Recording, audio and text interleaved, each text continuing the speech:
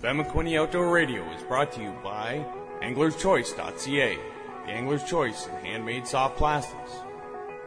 Also presented to you by Handlebars Musky Lures, Zing the Bling, Frantic Big Game Baits, Keith's Trophy Fishing, Fish NV Guide Service, and Husky Musky Leaders. You're listening to Ben McQuinney Outdoor Radio. Hey folks, welcome to another exciting edition of Ben McQuinney Outdoor Radio. I'm your host, Ben McQuinney. We're broadcasting live from our new studio in wonderful, beautiful Waterloo, Ontario. And here's a couple top stories.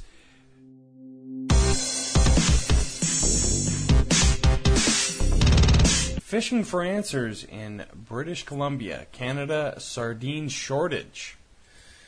This just strolled across my desk here. $32 million commercial fishery has collapsed in Canada after sardine fishermen failed to catch a single fish. The mysterious disappearance of the sardines has marine experts investigating why they aren't populating the British Columbia coast. The Vancouver Sun reports that because of the sardine shortage, fewer humpback whales have been found close to shore, with the mammals feasting further offshore on alternative food sources like krill, herring, and anchovies. British Columbia has an interesting history with sardines. They were a major source of income in Canada in the 1920s to the 1940s, providing an average of 40,000 tons a year in sardines. Holy mackerel. No, sardines. We're talking about sardines. So there you go, folks, and I'll be posting this link up on my website. Anyways, we're going to take a commercial break.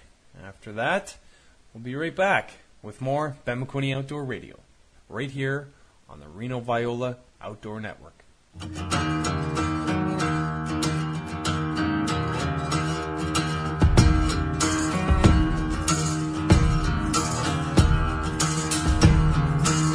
Lord of reason, I don't know all my demons, oh how they have grown. Taught them to dance and how to feed. Such a pretty smile with razor sharp teeth. I'm coming around, I can feel it inside. Left all of my troubles behind.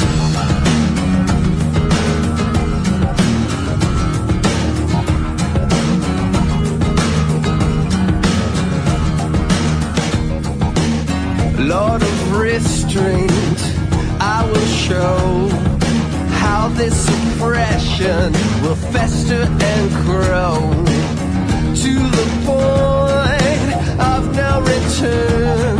You can't back up now, so you will burn. I'm coming around, I can feel it inside. Left all of my troubles behind.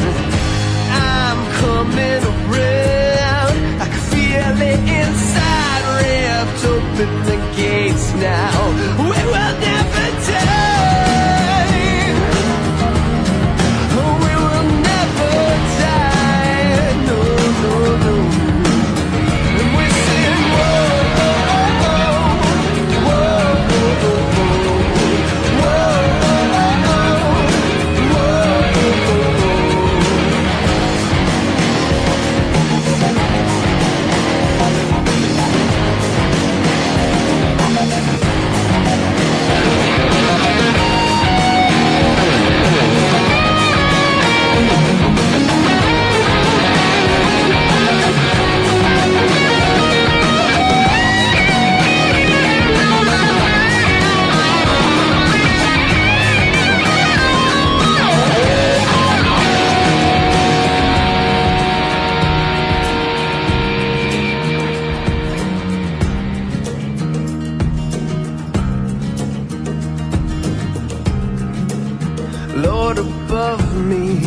ask you for help, but all your rejects, yeah, they sold you out. without a choice. We paved our own way, a force in our minds, the will to create. I'm coming around, I can feel it inside. Left all of my troubles behind. I'm coming around, I can feel it inside. Ripped open the gates now, we will never die. We will never die. No, no, no. And we sing whoa, whoa, whoa,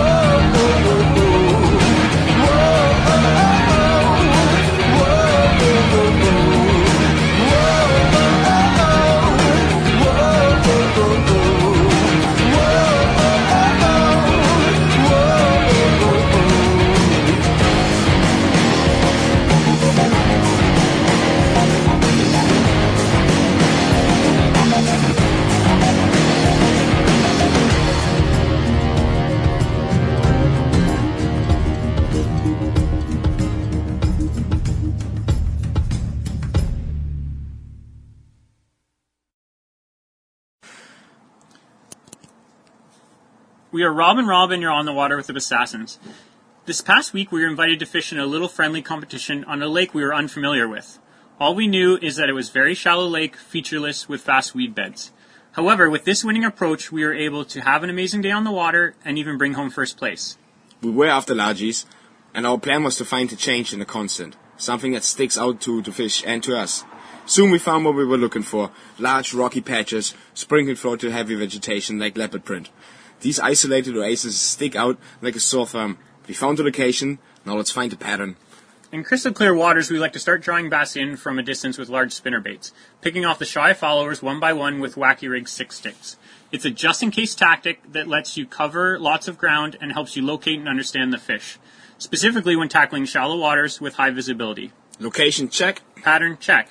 And when the system works, it works. Staying in the general area all day, cruising up and drifting down, keeping it simple, sticking to what was working, and just having a blast doing it.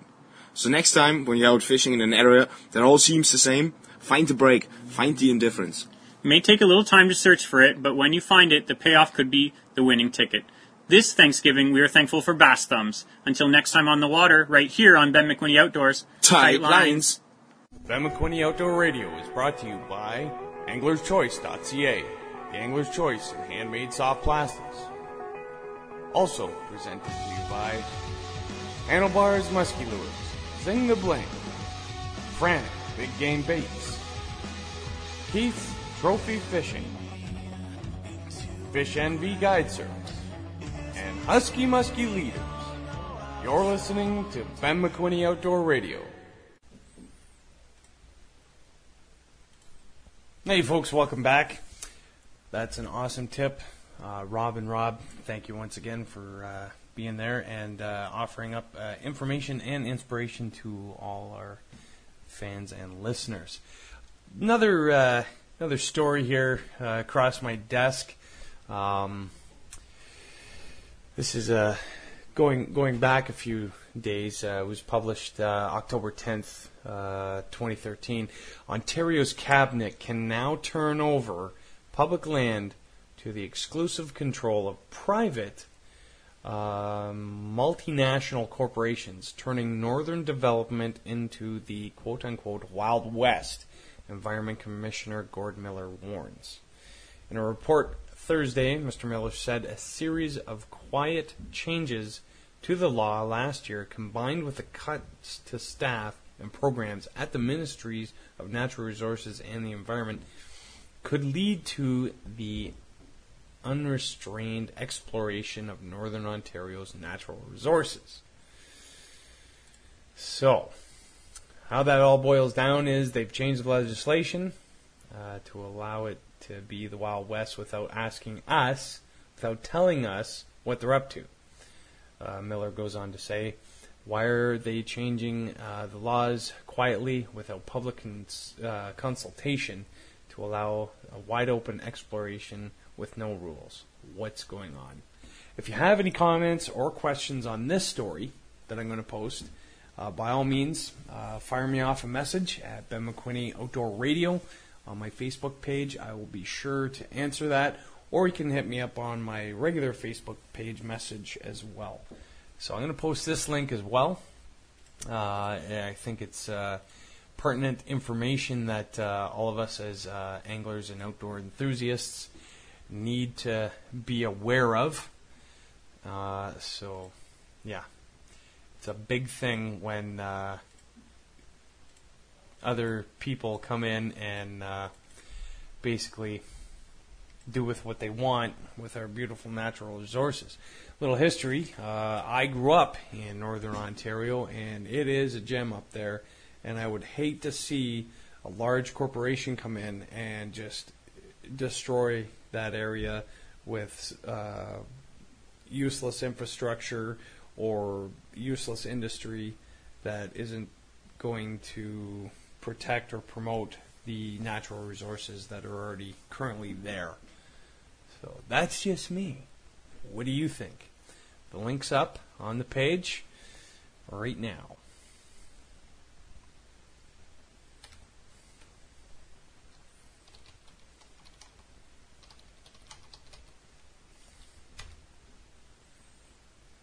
And I stopped talking. Why? I don't know. Because I'm in shock of this whole thing. That's why.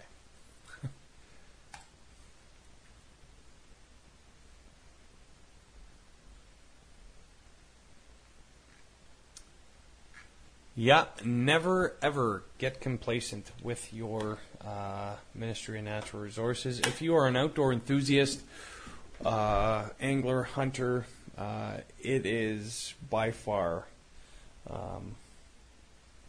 our right and privilege to enjoy these natural resources and also to be stewards of the outdoors. So if they're up there on the hill doing something you don't like, maybe it's time we let them know that we don't like what they're doing. Moving on. Guest tonight is a good friend of mine, Mr. Bill Larocque, and he recently went on a cycling adventure tour in Whistler, BC, and we're going to talk about how it all went down and get a feel for what it's like to be an extreme off-road mountain bike enthusiast for a day. So stick around. It's coming up next, right after these messages. Ben McQuinney Outdoor Radio is brought to you by AnglersChoice.ca, the Angler's Choice in handmade soft plastics. Also presented to you by Handlebars Musky Lures, Zing the Bling, Frantic Big Game Baits, Keith's Trophy Fishing, Fish NV Guide Service, and Husky Musky Leaders. You're listening to Ben McQuinney Outdoor Radio. So, Bill, you went on a extreme cycling adventure in Whistler, BC. Yes, I went to up to Whistler to see the mountain bike park. I've been wanting to go up there for about the last, I don't know, probably 10 years. Yep. And it's always one of those things that go next year, go next year, go next year. And then as you get older, things start not healing up as fast. And Yeah. so I figured, well, and I had an excuse. I had to go out and work with a client that was taking over some video work for Best Buy. Okay. And so I figured, well, if I can work it into being a business trip, then that just is icing on the cake. So I started trying to figure out which one of my buddies still had holiday time left and was not, afraid to hurl themselves down a mountain on a bicycle. Now, I've seen some of the shots. They are incredible. The photographer who captured that shot, what was going through your mind? I hope I don't fall. The shot, I know the shot that you're talking about, they have photographers on about probably 3 different trails all during the day. There's probably about 40 or 50 different trails. And in the lift line, they'll say, where the photographers are. and they must make a fortune on those shots because everybody wants every shot that they end up taking. So they make quite a good amount of money there. They also do it in the wintertime with the snowboarders and skiers as well. Ah, okay. And what's the name of this company that you hooked up with for your extreme adventure? Oh, that was just I just booked it straight through the Pan Pacific in Whistler. That's where we stayed. Oh, okay. So that's one of the things that they offer as a guest. Yep. Nice. And then just hooked up with some buddies on an off day that we weren't doing the lift access stuff just in North Vancouver. A lot of the cross-country trails that they have out there are just really, really epic, huge things. The redwood trees and stuff out there, they're just massive. You feel like you're really, really small. Yeah, I've seen pictures of people standing beside them, and you're exactly right. It is a giant prehistoric forest. Yeah, it's like the Star Wars movie there with the Ewoks. Yeah. Kind of like that. Yep, for sure. So, other than cycling, what other things do you like to do that are in the outdoors? Well, the drive up from Vancouver from the airport was really, really nice. I hadn't expected that sea to sky highway to be so nice. Mm-hmm. It was really, really good. And then we had to take a day off just because everybody was their hands were getting really sore from holding on to the bars for so long. So we did we went up to the peak and did some hiking and stuff up there. It was just amazing. Just the view up there is really great. Awesome. Didn't get any fishing in though. But, no fishing? No, but I'm sure I ate half my weight in salmon down there with all the great meals that they serve up. Oh, and some of the best salmon are caught in and around the west coast there. Very tasty, very, very tasty. Well, Bill, thank you very much for talking to us about your cycling adventure. And folks, don't be afraid. Get out there, pick something that appeals to you, and go for it. And it just might turn out to be a payoff. Bill? If you're not pushing it, you're not living. That's right. There you go. Push the envelope. All right, Bill. Well, thank you very much for being on the show and talking to our listeners about your extreme downhill cycling adventure. Hey, no problem, Ben. Thanks a lot, man. Take care. Bye-bye. Well, that was Bill Larocque from, he's the creative director at Pine Lake Communications Incorporated, and friend of mine, and his, I'm gonna share the picture of this moment captured in time, and it is quite an epic picture, to say the least. So I'll post that on my radio page, and you'll be able to see what exactly Bill was enjoying while conducting business out on the West Coast. Got a funny little book here. I'm sure a few of you are familiar with it. It's Fishing for Dummies. And I was perusing the pages, and I came across a couple of statements that I think need to be revised. However, no insult to anyone that participated in creating this book. I think it's a wonderful reference guide to novice anglers.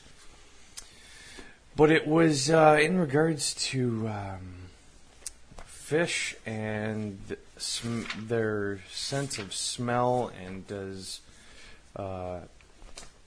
bait that's scented or not matter. And the message was, no, it doesn't matter. Well, I can clearly dispute that point. I've used plastic baits in the past that smelled just like plastic baits. Fish wouldn't touch them. Took the same plastic bait, dipped it in some garlic, fish went crazy. You know, companies like Strike King, X Zone, Set the Hook, Angler's Choice, we all use scented plastics. Why? Because fish can smell. That's one of the ways that fish find their food, is by smell. The other is sight, and the third is the vibration that their food source is making in the water. So great little reference guide for novices, if you take it all with a grain of salt. So that's my 2 cents. Thanks for tuning in. This has been Ben McQuinney for the Ben McQuinney Outdoor Radio Show right here on the Reno Viola Network. Ben McQuinney Outdoor Radio is brought to you by AnglersChoice.ca, the Angler's Choice in handmade soft plastics. Also presented to you by Handlebars Musky Lures, Zing the Bling, Frantic Big Game Baits, Keith's Trophy Fishing, Fish NV Guide Service, and Husky Musky Leaders. You're listening to Ben McQuinney Outdoor Radio.